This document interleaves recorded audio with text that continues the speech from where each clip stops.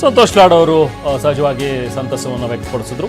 ಇನ್ನೇನು ಸಕಲ ಸಿದ್ಧತೆಗಳಾಗ್ತಾವೆ. ಲೋಕಭವನದ ಗಾಜಿನ ಮನೆಯಲ್ಲಿ ನಡೆಯಲಿರುವಂತಹ ಪ್ರಮಾಣ ವಚನ ಸಮಾರಂಭ ಸಂಜೆ 5 ಗಂಟೆಗೆ ಇನ್ನೇನು ಆರಂಭವಾಗುತ್ತೆ. ಇನ್ನೇನು ಕೆಲವೇ ಕ್ಷಣಗಳು ಬಾಕಿ ಇವೆ. ಇನ್ನೊಂದು 20-25 ಮಿನಿಟ್ಸ್ ಮಾತ್ರ ಬಾಕಿ. ಮೊದಲನಂತೆ ಪಶ್ಚಿಮಾಭಿಮುಖವಾಗಿ ಕಾರ್ಯಕ್ರಮ ನಡೀತಾ ಇದೆ.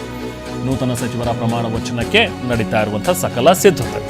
ಡಿ.ಕೆ. ಶಿವಕುಮಾರ್ ಅವರ ಪ್ರಮಾಣ ವಚನ ನಡೆದಂಥ ಸಂದರ್ಭದಲ್ಲಿ ಸ್ವಲ್ಪ ಬದಲಾವಣೆ ಇತ್ತು. ಯಾಕಂದರೆ ಇದೇ ಮುಖಭಿಮುಖ ಆಗಿ ನಾವು ಪ್ರಮಾಣ ವಚನ ಸ್ವೀಕರಿಸಬೇಕು ಅನ್ನುವಂಥದ್ದಿತ್ತು. ಬಟ್ ಈಗ ಮತ್ತೆ ವಾಪಸ್ಸು ಪಶ್ಚಿಮಾಭಿಮುಖವಾಗಿ ಕಾರ್ಯಕ್ರಮ ಈಗ ನಡೀಲಿಕ್ಕಿದೆ. ಟಿವಿ9 ಜೊತೆ ನಿಯೋಜಿತ ಸಚಿವ ಸಿ ಬಾಲಕೃಷ್ಣ ಅವರು ಇವತ್ತು ಸಚಿವರಾಗಿ ಪ್ರಮಾಣ ವಚನ ಸ್ವೀಕಾರ ಮಾಡ್ತಾ ಇದ್ರಿ. ಮನೆ ಕ್ಷಣದ ಎಕ್ಸೈಟ್ಮೆಂಟ್ ಹೇಗಿದೆ? ಜವಾಬ್ದಾರಿ ಜಾಸ್ತಿ ಇದೆ ಅಂತ ಅನ್ಕೊಂಡಿದ್ದೀನಿ. ಶಾಸಕರಿಗಿನ್ನ ಈಗ ಜವಾಬ್ದಾರಿ ಜಾಸ್ತಿ. ಮುಖ್ಯಮಂತ್ರಿಗಳು ವಿಶ್ವಾಸ ಇಟ್ಕೊಂಡಿದ್ದಾರೆ. ಅವರ ವಿಶ್ವಾಸವನ್ನು ಉಳಿಸ್ಕೊಳ್ಬೇಕಾಗುತ್ತೆ ಕೆಲಸ ಮಾಡಿ. ಸಚಿವ ಸ್ಥಾನದ ಪಟ್ಟಿ ಹೊರಬಿದ್ದ ಬಳಿಕ ರಾಜೀನಾಮೆ ಆಕಾಂಕ್ಷಿಗಳು ನ್ಯಾಚುರಲ್ ಸಮಸ್ಯೆ ಎಲ್ಲರೂ ಸಮಾಧಾನ ಪಡಿಸ್ತಾರೆ. ಎಲ್ಲ ಸಚಿವರಾಗಿದ್ದವ್ರೆ ಅವರೆಲ್ಲ ಈಗೇನು ಆಗಿದ್ದಾರೆ ಅವರೆಲ್ಲ ಸಚಿವರಾಗಿದ್ದವರು. ಆಗುತ್ತೆ ಆಗಲೇಬೇಕಲ್ವಾ? ಬೇಸರ ಇರ್ತದೆ. ನನ್ ಕೊಡದೆ ನನ್ಗೋದು 2 ದಿವಸ ಬೇಸರ ಇರೋದು. ಬೇಸರ ಇರ್ತದೆ. ಅದು ಸರೋಗ್ತದೆ ಅಂತ ವಿಶ್ವಾಸ. ಯಾವುದಿಲ್ಲ. ಮುಖ್ಯಮಂತ್ರಿಗಳು ಯಾವ ಖಾತೆ ಕೊಟ್ಟರೆ ನಮ್ಮವರೇ ಮುಖ್ಯಮಂತ್ರಿ ಆಗಿರುವಂತೆ ಖಾತೆ ನಿರೀಕ್ಷೆ ಇಲ್ಲ.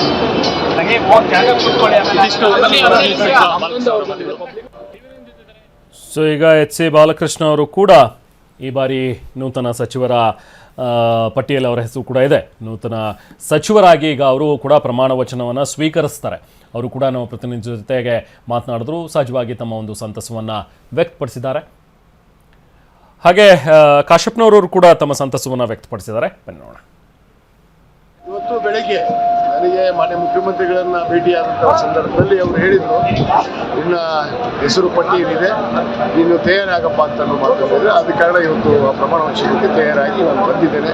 ಇವತ್ತು ನಮ್ಮ ನಾಯಕರಿಗೆ ಏನು ವರಿಷ್ಠರಿಗೆ ವಿಶೇಷವಾದ ಕೃತಜ್ಞತೆಗಳನ್ನು ರಾಹುಲ್ ಗಾಂಧಿ ಅವರಿಗೆ, ಮಲ್ಲಿಕಾರ್ಜುನ ಖರ್ಗೆ ಸಾಹೇಬ್, ಸಿ ವೇಣುಗೋಪಾಲ್ ಸಂದೀಪ್ ಸುರ್ಜೇವಾಲಾ, ವಿಶೇಷವಾಗಿ ನಮ್ಮ ಮುಖ್ಯಮಂತ್ರಿಗಳಿಗೆ ಮತ್ತು ಮಾಜಿ ಮುಖ್ಯಮಂತ್ರಿಗಳಿಗೆ ಧನ್ಯವಾದ ಅರ್ಪಿಸ್ತೇನೆ. ಅವರ ಮಾರ್ಗದರ್ಶನದಲ್ಲಿ ಮುಂದೆ ನಾವು ಈ ಸರ್ಕಾರವನ್ನು ಗಟ್ಟಿತವಾಗಿ 2028ಕ್ಕೆ ಮತ್ತೆ ಅಧಿಕಾರ ಸಲ್ಲಿಸ್ತೀವಿ ಅನ್ನೋ ಮಾತನ್ನು ಹೇಳಿದ್ದೀನಿ. ಏನು ಪಕ್ಷ ಜವಾಬ್ದಾರಿ ಕೊಡ್ತದೆ ಆ ನಿರೀಕ್ಷೆಗೆ ತಕ್ಕಂತೆ ಸಾರ್ವಜನಿಕರ ಹಿತಾಸಕ್ತಿಯಂತೆ ನಾನು ನನ್ನ ಜವಾಬ್ದಾರಿ ಏನು ಕೊಡ್ತಾರೆ ಅದನ್ನು. ನಿಮ್ಮೊಳಗೂ ಬಹಳ ಪೈಪೋಟಿ ಇತ್ತು ಎಸ್ ಟಿ ಒಳಗೂ ಕೂಡ. ಆದ್ರೂ ನಿಮ್ಗೆ ಒಂದು ಅವಕಾಶ ಕೊಟ್ಟಿದ್ದಾರೆ, ಏನನ್ಸುತ್ತೆ? ಇಲ್ಲ, ಖಂಡಿತವಾಗ್ಲೂ ನಾನು ಈ ಸಂದರ್ಭದಲ್ಲಿ ಎಲ್ರಿಗೂ ಈಗಾಗಲೇ ನಾನು ಹೇಳಿದಂತೆ ಎಲ್ಲರಿಗೂ ಕೂಡ ಏನು ಜವಾಬ್ದಾರಿ ಇದಕ್ಕೆ ಪ್ರತ್ಯಕ್ಷವಾಗಿ ಪರೋಕ್ಷವಾಗಿ ಕಾರಣರಾದಂಥ ಎಲ್ಲರಿಗೂ ಕೂಡ ನಾನು ಸಂದರ್ಭದಲ್ಲಿ ಧನ್ಯವಾದ. ಸರ್, ನಿಮ್ಮ ಸ್ನೇಹಿತರಿಗೆ ಸಾಕಷ್ಟು ಜನಕ್ಕೆ ಸಿಗದೇ ಇರೋ ಅಸಮಾಧಾನ ಕೂಡ ಇದೆ, ಅಂಥವ್ರಿಗೆಲ್ಲ ಏನು ಹೇಳ್ತೀರಿ? ಖಂಡಿತವಾಗ್ಲೂ ಕೂಡ ನಾನು ಒಬ್ಬನು ಅವ್ರ ಜೊತೆಲಿದ್ದೀವಿ ನನಗೆ ಅನಿಸ್ತಿದ್ದೇನೋ. ಖಂಡಿತವಾಗ್ಲೂ ಅವರಿಗೆ ಎಲ್ಲ ಏನು ಹೈಕಮಾಂಡ್ ನಿರ್ಧಾರ ಮಾಡಿದೆ ಅದ್ರ ಪ್ರಕಾರ ನಮ್ಮ ಹೈಕಮಾಂಡ್ ಮುಖಂಡಗಳೆಲ್ಲ ಅವರಿಗೆ ಸಮಾಧಾನ ಪಡಿಸೋ ಕೆಲಸಗಳನ್ನು ಮಾಡ್ತಾರೆ. ಭಾಳ ದಿನಗಳಿಂದ ನಾವೆಲ್ಲರೂ ಕಾಯ್ತಾ ಇದ್ವಿ. ಸುಮಾರು 2 ತಿಂಗಳಾಯಿತು ಮಾನ್ಯ ಮುಖ್ಯಮಂತ್ರಿಯವರು ಪ್ರಮಾಣ ವಚನ ಸ್ವೀಕಾರ ಮಾಡಿ. ಏನಾದರೂ ಒಂದು ಕಾರಣದಿಂದ ಪ್ರತಿಭಟನೆ ಆಗಲಿ ಬೇರೆ ಬೇರೆ ಕಾರಣಗಳಿಂದ ಮುಂದೂಡಿಕೆ ಆಗ್ತಾ ಇತ್ತು. ಹಾಗಾಗಿ ಆ ಒಂದು ಕ್ಷಣ ಬಂದಿದೆ. ಇವಾಗ 5 ಗಂಟೆಗೆ ಸಾಯಂಕಾಲ ಪ್ರಮಾಣ ವಚನ ಸ್ವೀಕಾರ ಮಾಡತಕ್ಕಂಥ ಒಂದು ಸಂದರ್ಭ ಕೂಡ ಬಂದಿದೆ. ಬಹಳ ಸಂತೋಷ ಅನಿಸ್ತು. ಕಳೆದ ಬಾರಿನೇ ಸಚಿವರಾಗಬೇಕಾಗಿತ್ತು, ಆದರೆ ಕೆಲವು ಕಾರಣಗಳಿಂದ ಮಿಸ್ ಆಗಿತ್ತು. ಈಗ ಕೊನೆಗೂ ಕೂಡ ಸಿಕ್ಕಿದೆ. ಸೊ ಜನರಿಗೆ ಏನ್ ಹೇಳ್ತಿದ್ರೆ ನಿರೀಕ್ಷೆ ಇತ್ತ ಅಂತ ಸರ್? ಡಿ.ಕೆ. ಶಿವಕುಮಾರ್ ಸಂಪುಟ ಈ ಬಾರಿ ಸೇರ್ತೀನಿ ಅಂತ ನಿರೀಕ್ಷೆ ಇತ್ತು? ನಿರೀಕ್ಷೆ ಇತ್ತು. 2018ರಲ್ಲೂ ಇತ್ತು, 2023ರಲ್ಲೂ ಇತ್ತು, 2024 ಕೊನೆದಾಗ ಆಗಿದೆ.